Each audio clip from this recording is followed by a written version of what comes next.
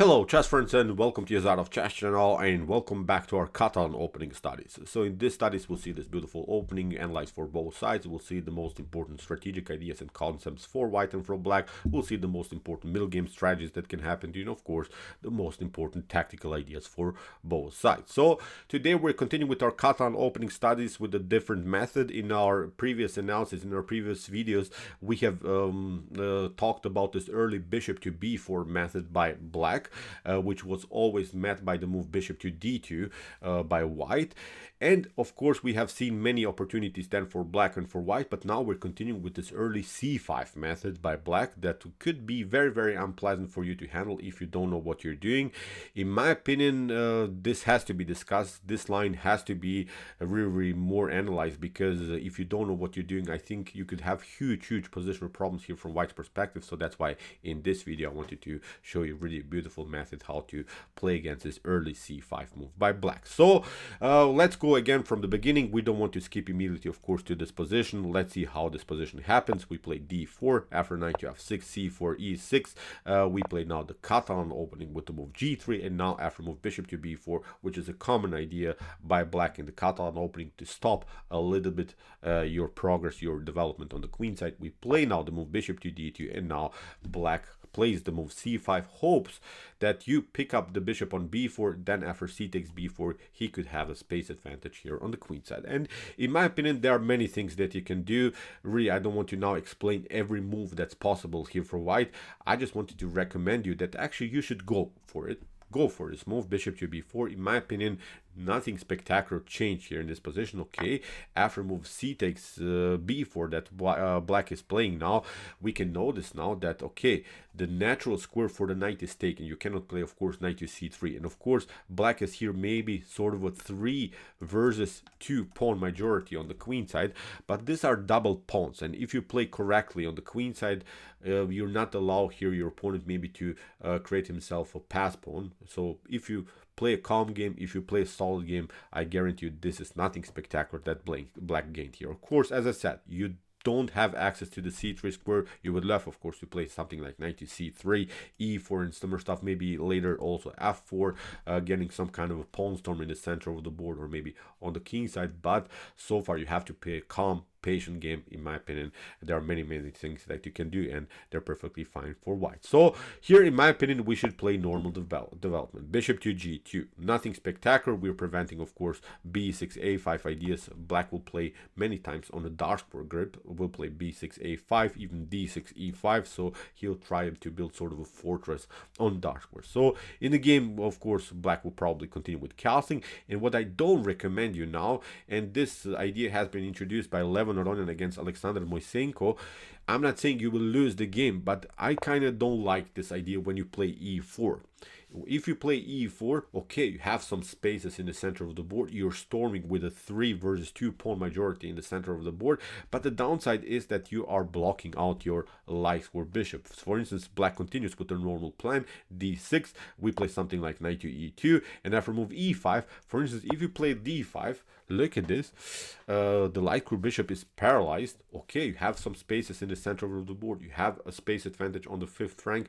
But in the next couple moves, we can expect knight to a6, knight to c5 by black, then also b6 a5, and maybe look at the king side. He will eventually play knight to e8, or maybe knight to d7, and then he will launch an f5 breakthrough. He will launch the f5 king side attack, like in the common King's Indian, if you're familiar with the ideas of the King's Indian. So maybe we can flip the board just to show you a little bit here the feeling from white's perspective.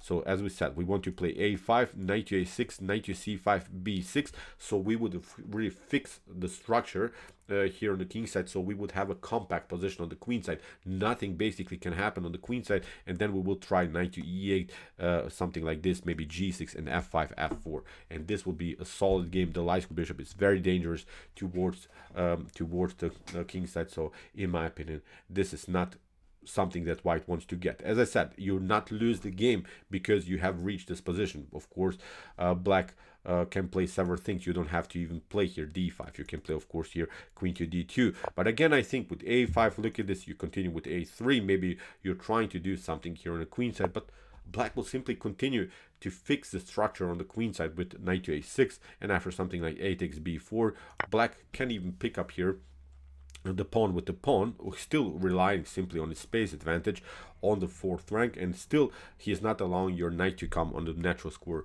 on c3. So as I said, this is nothing spectacular. This is not a lost game for white because you have reached this position, but it's quite unpleasant to play this game, especially the main issue that I see in this position is that your light square bishop is paralyzed. It's blocked out by its own pawn. So in the beginning, as I said, I would not recommend you to play this aggressive move e4. So I wanted to show you a different idea that was introduced to us here by the legendary Vishy Anand against Predrag Nikolić. After move c takes b4, again here Vishy Anand played the move bishop to g2. After kingside castling, we play now normal development, knight to f3. I like this approach much more because after move a5, again you see black is relying on his dark square grip, on this idea to play very solid structures, knight to a6, c5, knight to a6, b6, d6, e5, maybe later push some pawns here on the queen side further when of course the position allows it. So it's still the common plan, but now we play kingside castling. After b6 we have now this resource, knight to e1. We are rerouting the knight on d3. From this square d3 we have a great control of the center of the board. This knight can always be maneuvered to d2. Of course, it's not the optimal square for the knight, but please don't push the pawn on e4 immediately. It's tempting. I know you would love, of course, to have your spaces in the center of the board, but it's blocking out your light square bishop, and black will lock your own dark squares with some ideas of d6 and e5. So in the game here that we're following, Predrag Nikolić played the move rook to a7. We have now the move a3. Very important move. Now we are attacking again the queen side.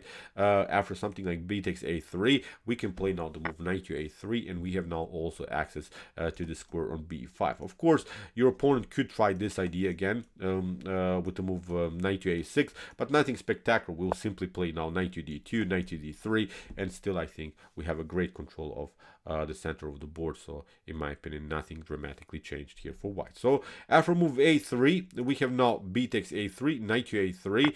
The knight is coming on a beautiful square b5.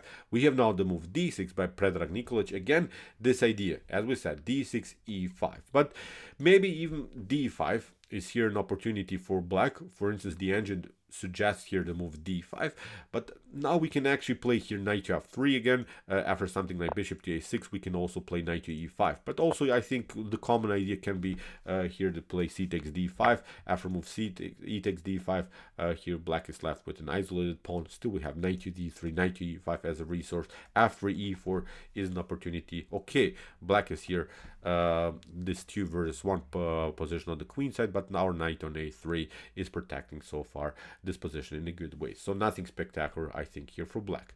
So after move knight to a3, we have now this idea d6, e5 by black. In the game knight to d3, played by Vishy Anand. Notice that Vishy never played e4 in this position, never blocked out his light square bishop. He simply continued to play around this move, played every other good move, rerouted the knight on a better square, on a more centralized square. This knight is very powerful. The queen will eventually get into the game. The rook will also be included into the game, but he never played e4, never blocked out his beautiful light square bishop. So in the game rook to e7, again Predrag Nikolić is trying to get this e5 idea. We are playing now b4, a very nice move. We are here undermining really the pressure on the queen side. We're simply destroying the main plan that black built in the beginning with this idea b4. We have now this idea e5, b takes a5, b takes a5, and now knight to b5. The knight is coming in a beautiful way into the game.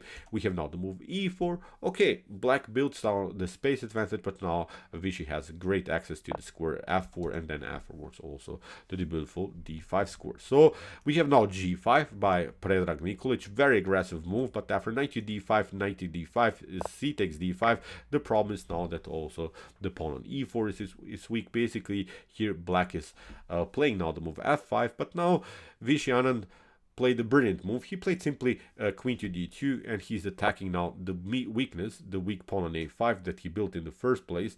Okay, here Nikolić had some fun, of course, with his kingside attack, but look at this. His bishop is simply not playing so far. The knight is out of game. Notice that with this move d4 and d5, the knight is a little bit paralyzed. The knight doesn't have access to the c6 square, and afterwards, even if the knight comes on d7, still it doesn't have access to the very important c5 or e5 square. So in my opinion, really great position game here by Vishy Anand. So in the game f4, we have now rook to c1 by Vishy, we have bishop to g4 by Predrag Nikolić, and now we have now the move e3, here simply paralyzing everything, bishop to f3, but now finally Vishy simply took the pawn on a5, queen to e8, knight to d6, here the position is really falling apart, we have now queen to h5, Predrag Nikolić is hoping to get some kind of an activity here on the king side, but now rook to c8, Vishy simplifies the game by trading off more pieces, rook to f8, knight takes f8, bishop to f1, now again knight to f5 is the threat, also knight to c4, knight to e5 is also nice maneuver for the knight. So basically, as I said, the position is really falling apart for black. Black doesn't have any more attacking chances in this position. So queen to g6 was played by Nikolić. We have knight to c4, we have f takes g3, f takes g3, h5, we have now d6 attacking the rook. The rook has to step back, and now queen to d5, first a check, king to h8, and now after rook to a8.